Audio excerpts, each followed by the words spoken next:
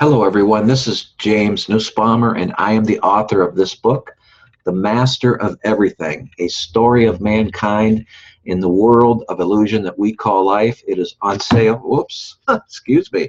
It is on sale everywhere books are sold, and it is published by Ozark Mountain Publishing Company, a book that I'm thrilled with. I hope that you'll pick up a copy and help the momentum because the momentum is really going strong. Today I want to talk about living the life that you really want to live. Someone once said to me a long time ago, don't take action toward your goals and you will not have heaven here on earth. I thought about that. In order for us to begin taking action on our true free will, it must be through the divine natural self. This divine natural self within us is what I call the Holy Spirit. You can call this divine natural state within yourself, which is the real you, whatever you'd like to call it, because religions hold no copyright for this word, but the Holy Spirit will teach us the degree of its completeness and instruct us what to do next in order to get to the steps we need to take to accomplish our true free will. This is heaven guiding us to be all that we can be. This knowledge is necessary to keep the voice of indecisiveness out of your head. We seem to have two voices fighting over different uses of our body.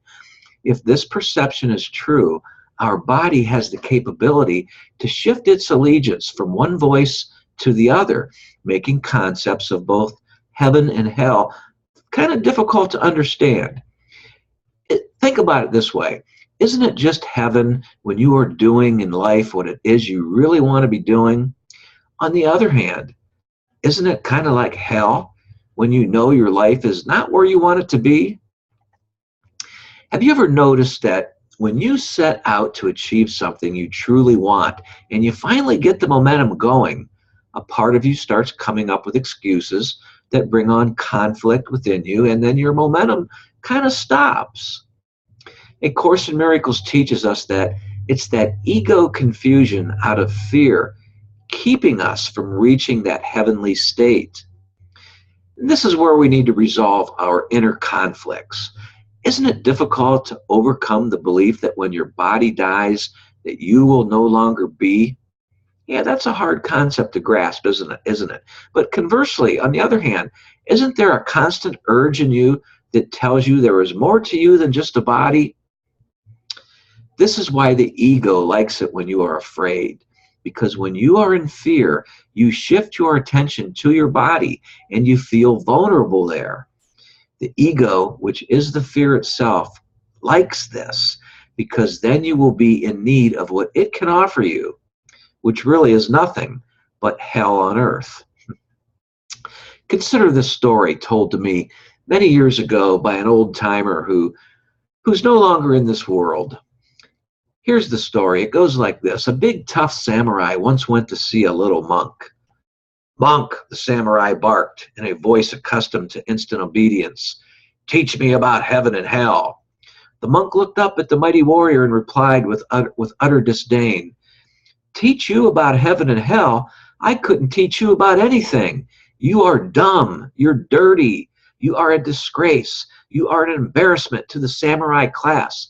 Get out of my sight. I can't stand you. I don't want you around me." Whew.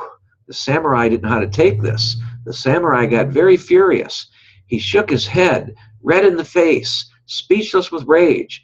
He pulled out his sword and prepared to slay the monk in two. Looking straight into the samurai's eyes, the monk softly said, "That is hell." The samurai froze, realizing the compassion of the monk who had risked his life to show him hell. The samurai put down the sword and fell to his knees, filled with gratitude. The monk said softly, "And that is heaven." Let me add that I have a system I use to live in that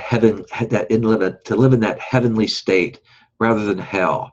It's a system I use to accomplish what it is that I want to do in life, rather than living in those hellish thoughts for the rest of my time here on this world. It's about real abundance. And let me tell you how to find out more about that. On the description box of this YouTube video, click on the link to my website, jamesnussbaumer.com. It will take you to my Real Abundance page at my website. There are a couple videos there. There's some other links. There are blog excerpts, things that you can tool around with, and information for you to check out. I hope this helps, and I hope you enjoyed my story tonight. And thanks for putting up with me. And I hope you decide to live heaven on earth rather than hell on earth. Thanks again, and God bless.